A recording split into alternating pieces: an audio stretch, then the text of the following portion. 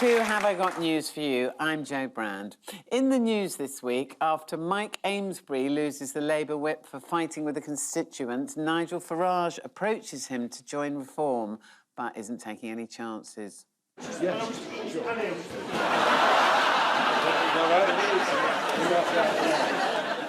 On the first day of filming for his new open-air cooking show, Jamie Oliver regrets showing off with his opening link.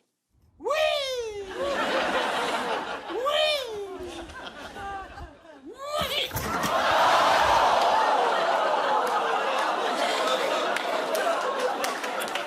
And at Zito's, the barman hears that Angela Rayner and a friend are just a couple of minutes away.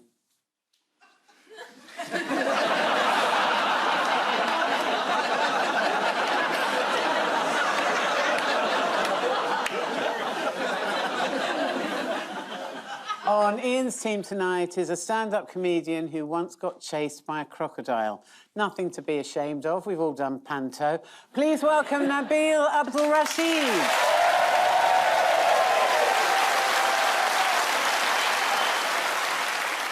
On Paul's team tonight is a journalist who, in his spare time, drinks in a pub he's built in his own back garden. You do realise you can just go for a walk to avoid your family, don't you? Please welcome Tom Peck.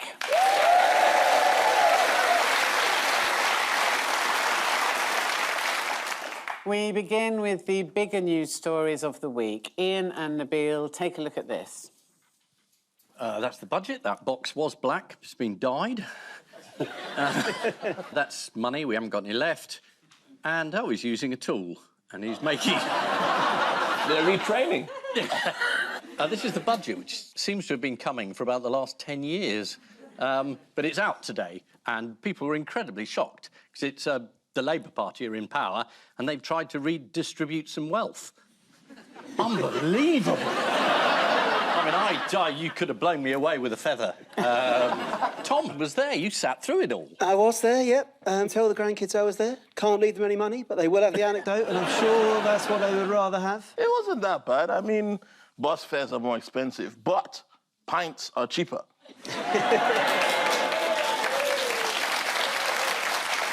Which means... Yes? The night buses are going to be less crowded, but the people on it will be drunker. You get... So, black hole well and truly filled? 22 billion black hole. Now it turns out you need 40 billion to fill it. Well, now you've got to add on the VAT, the Labour, parts. These go up and up and up. And they inherited the black hole from the Tories. Of course, I mean... So you've got to pay tax on that as well now.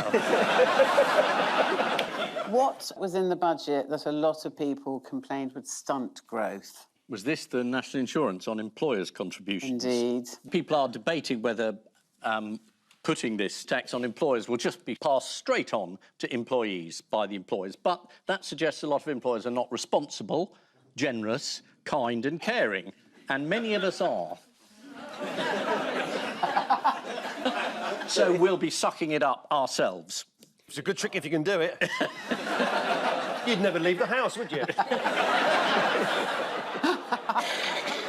Labour got hung up, didn't they, on what counts as a working person? Yes. Now, does anyone here say they're not a working person? I'm not sure my mother ever thought this was a job. I mean... But you make it look like one. It's hard work. It is hard work. I mean, you must be quite upset, Ian, on behalf of all those non-doms who are going to lose their tax break. Yes, I mean, I'm just devastated. The idea that Lord Rothermere, the owner of the Mail, may lose his non-dom status. I mean, it's gutting. What sort of country do we live in?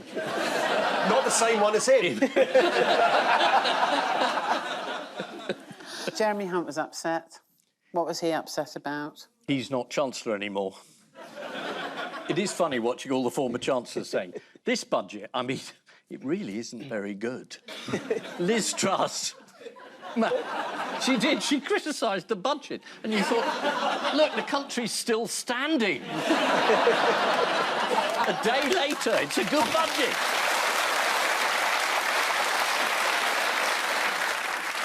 On the day of the budget, Labour released a report by The OBR. The OBR. That's right, the Office of Budget Responsibility, that blamed the previous Conservative government for covering up Jeremy Hunt's black hole, which kind of sounds a bit rude, doesn't it?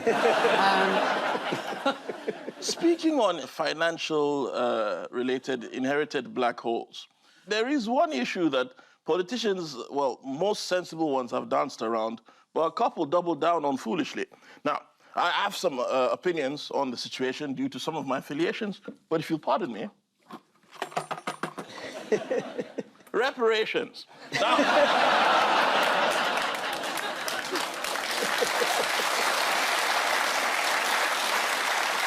if you're Irish, Scottish, Welsh, Polish, or from Birmingham, you're exempt, but the rest of you... Wrap me my piece. Right, I'll get my purse in a minute, all right? Now, what did former egghead and useless Chancellor Kwasi Kwarteng say about the budget? I think he said my budget wasn't perfect. It was the understatement of this or any other century.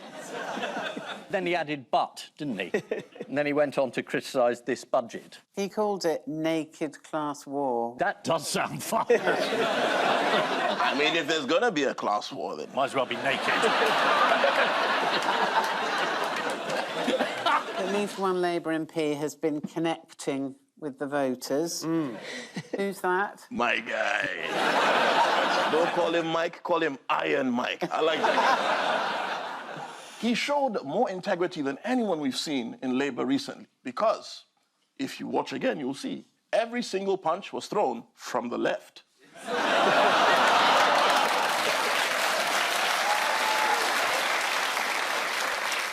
He is indeed battling Mike Amesbury, the MP for Runcorn and Helsby, and he had an altercation with a constituent at chucking out time, which was apparently about the forthcoming closure of the Sutton Weaver Swing Bridge, which carries the A56 over the Weaver. So, understandably, feelings were running high. So, this is the first Labour budget in 14 years. One controversial move was to raise the cap on single bus fares from £2 to £3.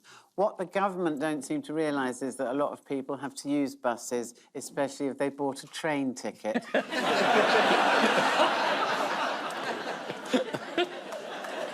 Also this week, Education Secretary Bridget Phillipson has discussed the possibility of introducing a smacking ban. Sadly, too late to stop a fellow MP doing it in the street.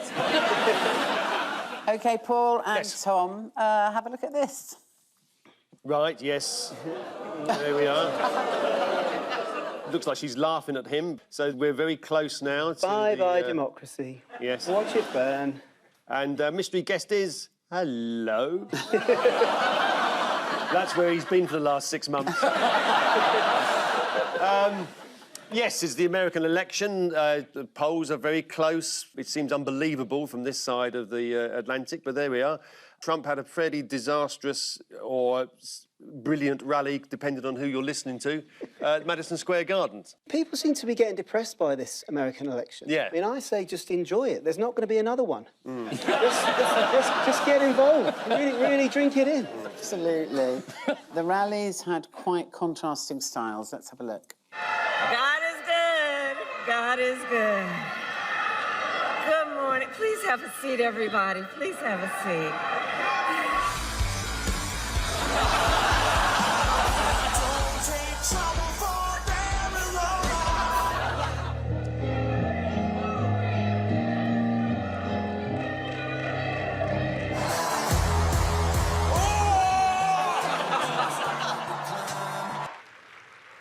You might be seated in the presence of God. We must crush jihad! Those aren't the worst bits. This is a balanced selection of BBC footage showing compassion, caring, Christian virtues and mad people.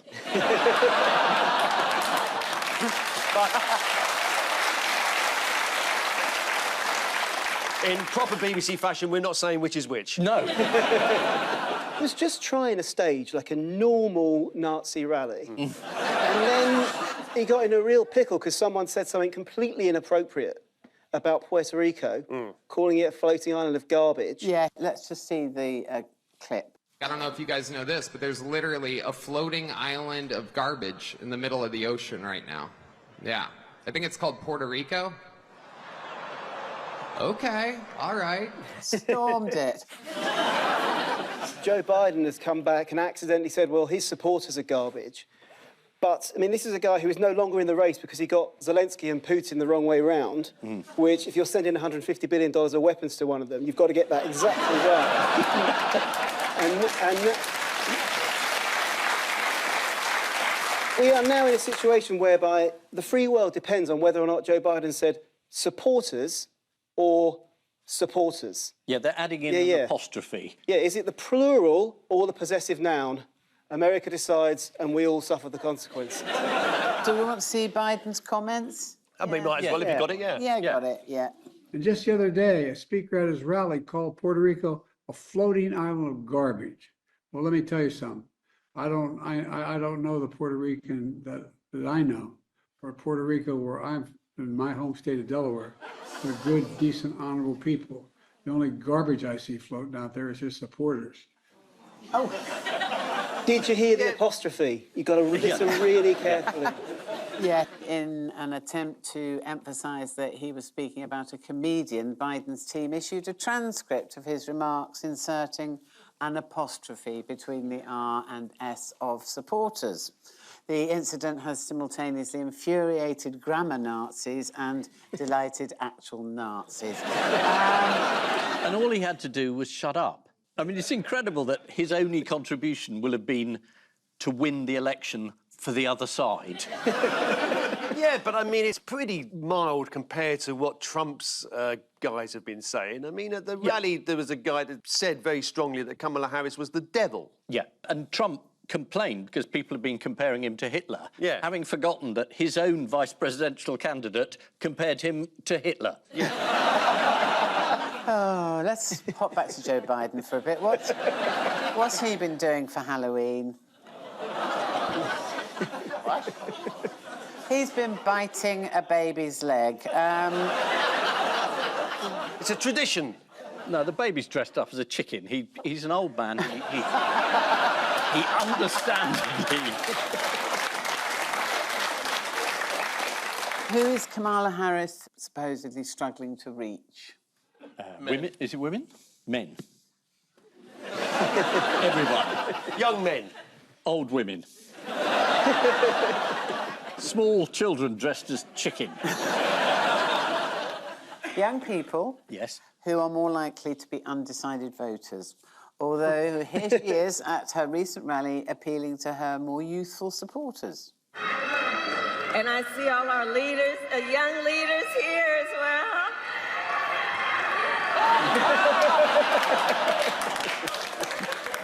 Now, how did the singing of the American national anthem cause controversy at a political debate this week? Somebody was drunk. I can't remember who was a female singer, but she was a bit drunk and she swore. Yes, indeed. Do you want to have a look? Yeah, go on, then.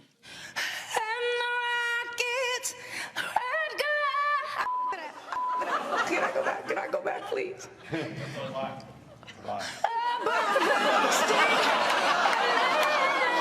got so nervous. That is the American national anthem. The guy had his hand on his heart. He should have had his hand over his ears.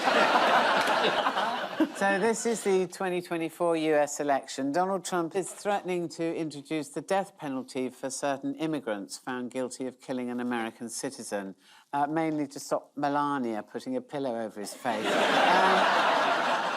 And according to analysis, over the past few years, Trump's speeches have become darker, harsher, angrier, less focused, more profane, and increasingly fixated on the past. Sounds like me at Christmas. Donald Trump has been emphasising his personal belief in God and recently posted the following message. I love the Ten Commandments. Yeah, I've broken all of them. Exactly. I think that there is a catch. He sees them more as a to-do list. Now, and so to round two, and as it's Halloween, it's the cauldron of news. Is this a vape? Yeah. I'm going to be giving my cauldron a stir, and you've got to identify what comes out of it. Fingers on buzzers, teams. Paul. Yes, so this is something about Christmas arriving earlier and earlier, and in about 10 years' time, it will be continually Christmas. Do you know what this phenomenon is known as? Christmas creep. It is indeed. Should we see an example of Christmas creep? Yuletide year long. Oh, I'm sorry, I ruined your Christmas Don't creep, Joe. worry. I couldn't give a shit. No. Anyway, That's the spirit of Christmas. can you tell me any examples, any actual examples of Christmas creep? Well, supermarkets have started displaying Christmas goods. Indeed. Mince pies, have a guess when they went out. September the 24th. September the 7th, so not far off. Wow. And Christmas markets are also opening earlier and earlier, as this graph from The Guardian demonstrates. If anyone can actually work out what's going on there, it could be a mince When pie. did Birmingham get renamed Birmingham Frankfurt? Wasn't Brexit meant to end that sort of thing? Obviously, it was Halloween this week. Do you remember the boy who made a Halloween costume out of 340 Yorkshire puddings? Yes, he was on the other week, wasn't he? We had a picture He of him. was indeed. Yeah. What's he done now? Well, let's have a look at him and his dad on This Morning this week. Here we go. They played the ball. Hey! It was a great Okay, guys, hi there. Can you see? Yeah, let me bring you round. Hey, darling. Oh, you're very greasy, aren't played the you? home. Why is he wearing shorts? That's the only question you've got to ask. I don't mind the costume, but the chap's wearing shorts. Shouldn't he be reported for battering his kid?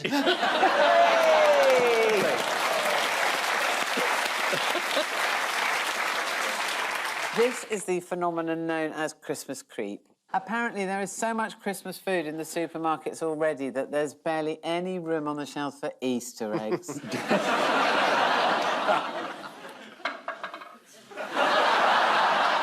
No one knew I had a wooden coil until that fell out.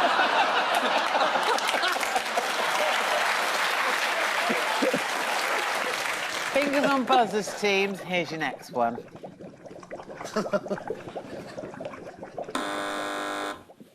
Generation Z, as I believe they're called, apparently don't know how to queue at the bar. Or rather, they do know how to queue at the bar. They don't know that you're not meant to queue at the bar. And apparently, they're doing it because they learned how to do it in the pandemic, when that's what you did, and they don't know how to do any different. Are you telling me that young people today don't know how to approach a bar to get a drink? This can't be a true story, surely. They don't line up along the bar and jostle anymore. They stand in a proper queue. Isn't that to be applauded? You got us through the Blitz. Let's just have a look at a handy diagram from the Telegraph. Oh, right, yeah, this will explain everything. Okay. Sorry, I'm a non-pub goer, so I genuinely don't know. So who has right of way? The person who knows the barman. Most attractive person. Yeah. Well, I mean, there's one person who's in both queues. One has got his hands out, like, he's got his arms out, like, he's got no hands. I can't believe that this is a true story. No. But in the old days... Yeah. Which is, define the old days, so Ian, that means the 13th century. At a pinch. Yeah. If you had the plague, you'd get free drinks. Pork scratchings, nah, it's a touch of the bubonic, I'm afraid.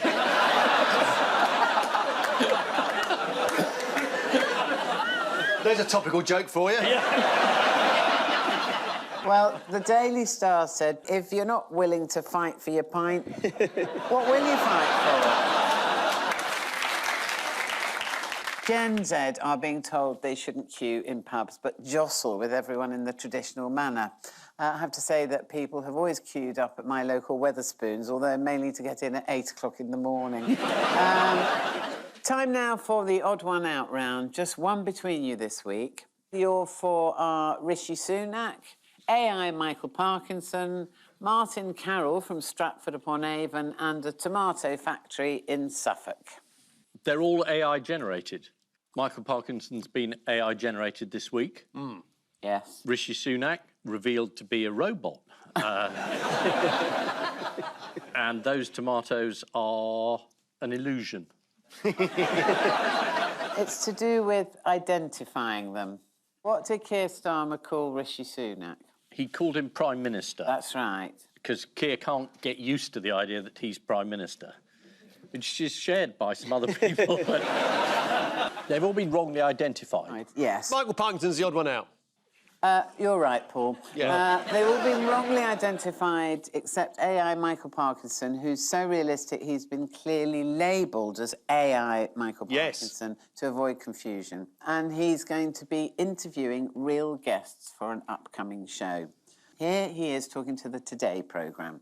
Good morning to listeners of the Today programme and actually all the listeners of BBC Radio 4. This is Michael Parkinson, or at least a version of me in this rather curious AI form. Yeah, I mean, that does say, I mean, if you didn't know that was AI... Of the silent strike, vanishing just like a pike, in the dark where secrets spike, ninja prowess sharp like pike, in the alley darkness falls, echoes bounce off ancient walls, quick as lightning, answering calls, mystery in the night enthralls. He would never have thought it wasn't him. After presenting his chat show for several years on the BBC, Michael Parkinson interviewed a range of celebrities, including Billy Connolly, Muhammad Ali, Billy Connolly, Helen Mirren, Billy Connolly, and most memorably, Emu. Billy Connolly was on that episode of Parkinson, and apparently, at the end of the show, as the emu approached him, Billy Connolly said, if it comes near me, I'm going to break his neck on your arm. Why he said it in a South African accent, nobody knows the answer to that. It's a mystery. Who has Rishi Sunak been wrongly identified as, you did say? Ramesh Ranganathan. That'd be more fun. According to some people, me, Big Zoo, and Big Nasty are all the same person. There's one black guy that's not on a diet. That's different shapes. Let's have a look. But it's a legal decision, not a policy decision. And the Prime Minister knows the framework. It requires serious consideration. And the Prime Minister knows the legal framework. He knows the legal framework very well. It's the same test for all licences that the Prime Minister knows. I don't think the Prime Minister is really inviting me to put that to one side. We have to... the Leader of the Opposition... Idiot. There we go. Keir Starmer was also wrongly identified by 10 million voters who thought he'd be a competent leader.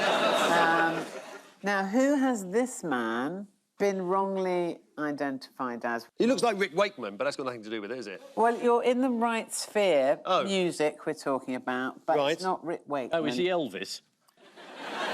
What about the audience? Anyone? Paul Weller. Oh, yes, yeah. that's right. So let's have a look at Paul Weller. Yeah. Where we go. I think he was given a free breakfast in a cafe in Wolverhampton because he looked like Paul Weller but wasn't Paul Weller. Wow. It was in Wolverhampton.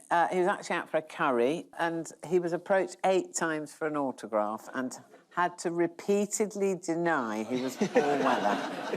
But the staff would not listen and instead they put this on Facebook. The legend Paul Weller here dining tonight just before performing at the Halls. Such an amazing gentleman.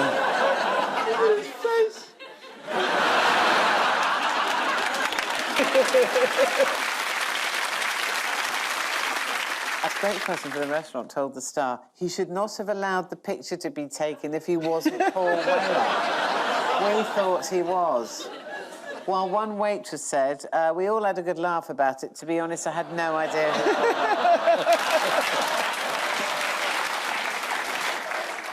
And finally, what was a tomato factory in Suffolk mistaken for this week? A tomato factory in Norfolk.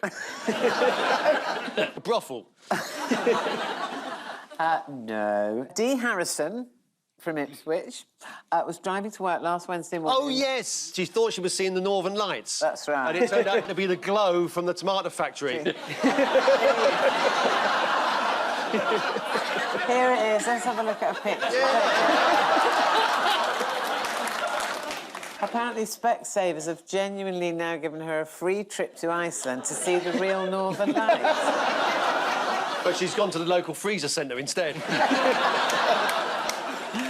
Time now for the Missing Words Round, which this week features as its guest publication Subterranea, the magazine of Subterranea Britannica, the society for fans of man-made underground structures.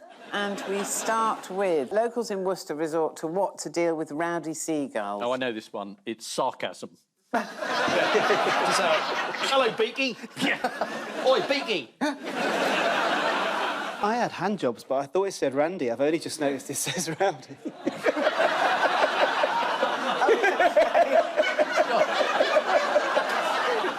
Locals in Worcester resort to contraceptive pills to deal with rowdy seagulls. Are they taking the contraception, the locals? This will stop the seagulls.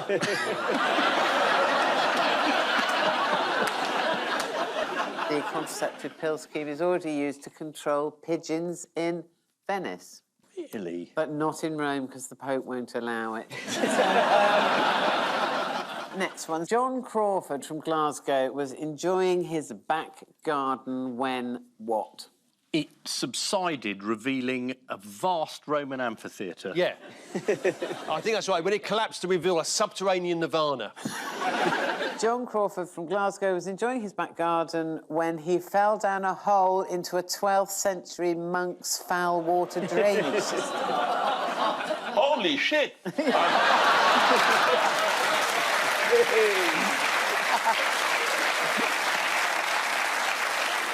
Now, finally, pensioner calls local rugby club to what? Pensioner calls local rugby club to voluntary services as a player. It might be a lady pensioner. Oh, calls rugby club to offer her services as a hooker.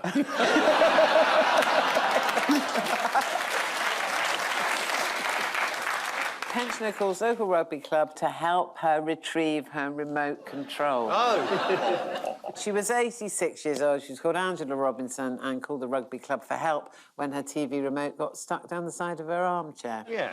So, Mrs. Robinson, if you're watching tonight, you've lost the remote again, haven't you? And the final scores are Ian and Nabil have 3 and Paul and Tom have 8. Oh, well done. On which note, we say thank you to our panellists, Ian Hislop and Nabil Abdulrashid, Paul Merton and Tom Peck. And I leave you with the news that in Runcorn, one local regrets asking Labour MP Mike Amesbury how gardening leave is going. There's a surprise for Good Morning Britain viewers as a stray camera gives us a glimpse under Susanna Reid and Richard Madeley's desk. And in Penzance, after yet another ship is lured onto the rocks, local estate agents regret selling the house with the sea view to Anne Widdicombe. Good night.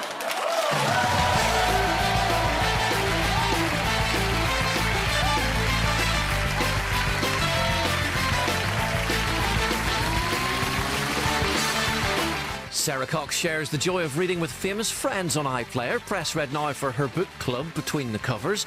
And in the latest Americast, trick or treating with Philadelphia's Republicans. Download the BBC Sounds app to listen now.